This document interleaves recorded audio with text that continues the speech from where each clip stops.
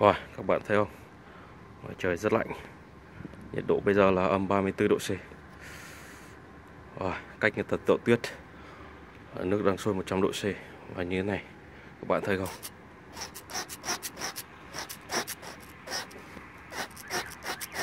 Wow.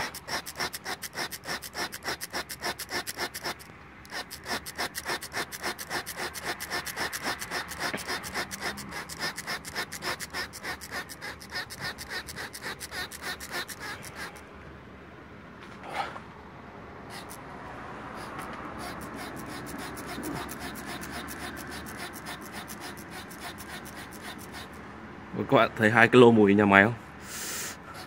Đấy, nó phun hơi như thế này đấy. Wow.